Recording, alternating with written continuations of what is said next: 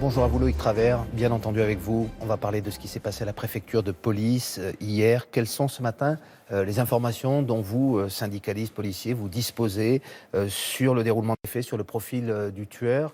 Est-ce qu'on s'oriente plutôt vers une vengeance personnelle, un coup de folie, ou alors est-ce la piste terroriste qui est privilégiée ce matin?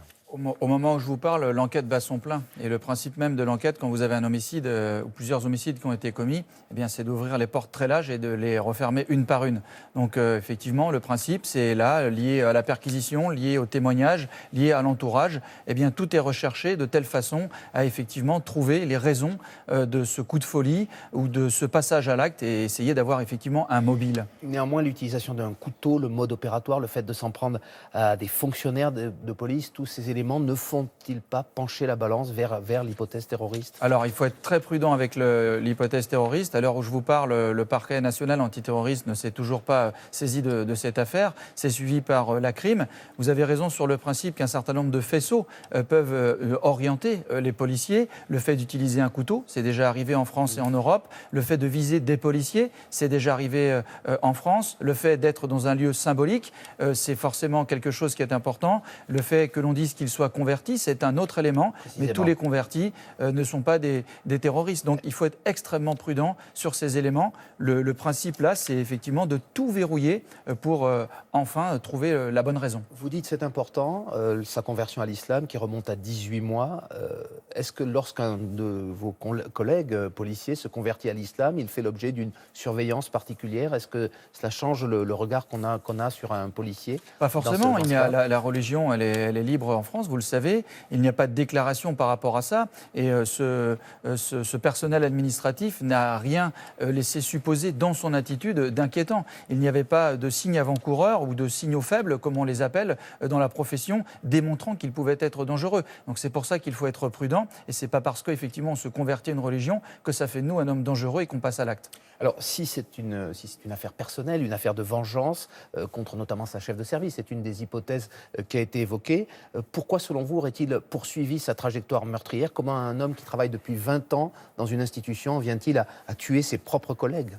La vraie raison, vous et moi, on ne la connaît pas. Ça peut être un coup de folie. Vous avez effectivement mis en avant la possibilité hiérarchique. Ça peut être une déception amoureuse. Ça peut être l'annonce d'une maladie. On ne sait pas ce qui nous fait passer à l'acte ou ce qui peut faire passer à l'acte. Donc le principe, effectivement, c'est d'être extrêmement prudent sur les raisons. Toujours est-il qu'il était extrêmement déterminé puisque les faits ont débuté dans un bureau, se sont poursuivis dans des couloirs et dans des escaliers avant même qu'il ne soit dans la cour et que le collègue qui a été face à lui avec son arme lui a demandé de lâcher prise et de lâcher son arme, ce qu'il n'a pas fait. On peut aussi imaginer l'hypothèse d'un suicide par destination. Donc toutes les pistes sont ouvertes et pour l'instant, effectivement, rien n'est déterminé. Alors vous êtes syndicaliste policier, mais vous travaillez aussi à Paris précisément et vous vous rendez, ce que vous me disiez avant l'émission, quotidiennement à la préfecture de police. Vous connaissiez certaines des victimes et peut-être le tueur lui-même? C'est un endroit familier, effectivement, la préfecture de police, puisqu'il y a toutes les autorités. C'est là-bas que se déroulent beaucoup de réunions, effectivement, de concertation. Donc je connais bien cet endroit. Et malheureusement, l'une des victimes, je lui ai parlé pas plus tard que vendredi soir, dans les escaliers, en quittant le service et après une réunion. Donc il y a aussi une dimension personnelle pour vous. L'une des questions qu'on se pose, c'est de savoir comment on entre dans une forteresse aussi protégée que la préfecture de police avec un couteau en céramique. C'est vrai qu'on a du mal à imaginer un tel scénario. Peut-être un couteau, on le saura plus tard avec l'enquête de grande taille. Quelle est votre explication? Aujourd'hui, la préfecture de police, elle est bien gardée. Il y a des accès sécurisés. Il faut être badgé. Il faut montrer patte blanche avec notamment une carte, la carte de police. L'accès plus particulier. Pas sous un portique. Si, bien sûr, il y a des portiques, il y a des tourniquets. Et effectivement, vous ne pouvez pas rentrer comme ça. Et en plus, l'accès au service plus particulier de la direction du renseignement, il faut être accrédité. Donc c'est on va dire une mesure supplémentaire où, par exemple, moi, je ne peux pas rentrer. Donc ça veut bien dire que tout est sécurisé. Mais pour en revenir sur la problématique du couteau, on a un personnel qui est à l'intérieur. Donc il n'est pas illogique quelqu'un qui a découvert, y compris un couteau, pour manger, comme on dit dans le jargon, la gamelle le midi ou le soir, quand vous apportez votre steak haricots verts. Donc je veux dire, c'est pas illogique d'avoir un couteau. Maintenant, le type de couteau, la grandeur de la lame, etc., peut donner effectivement un élément supplémentaire de dire est-ce que c'était prémédité ou pas. Pour l'instant, ça reste à déterminer et il ne faut pas avoir l'image de quelqu'un qui rentre et qui a déjoué les services de sécurité. On n'est pas du tout sur cette Mais vision. vous voulez dire qu'aujourd'hui, justement, la sécurité de cet endroit n'a pas à être améliorée? Est-ce qu'après ce qui s'est passé, ce n'est pas la première fois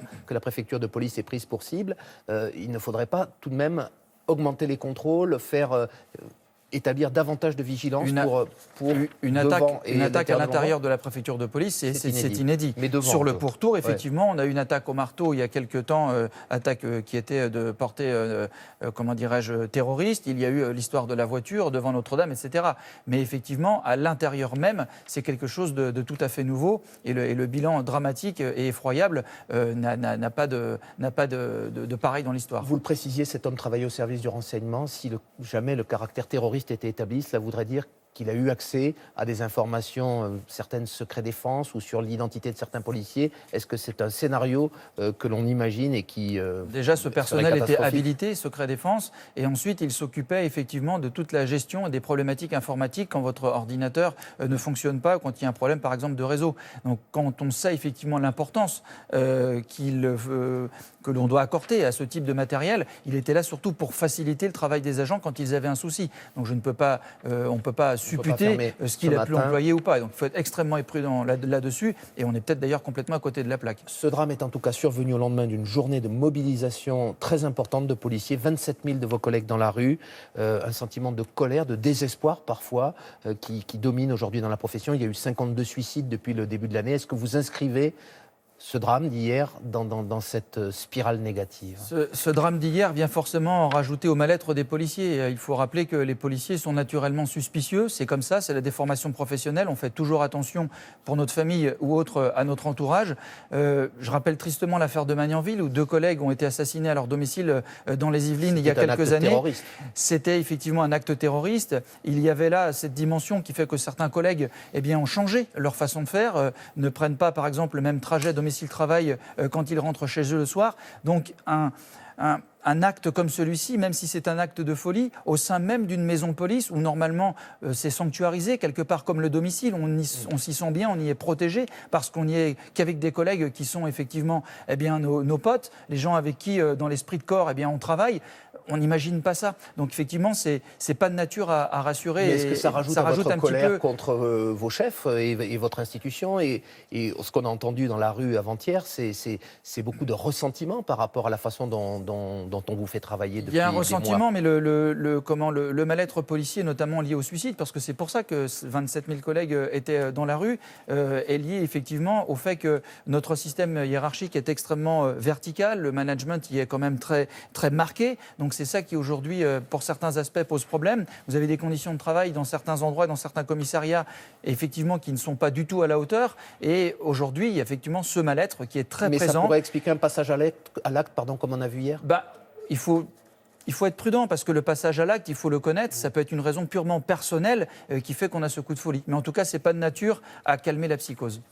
On vous a entendu, merci beaucoup. Loïc Travers, donc je le rappelle, syndicaliste policier qui est en deuil ce matin, comme beaucoup de vos collègues.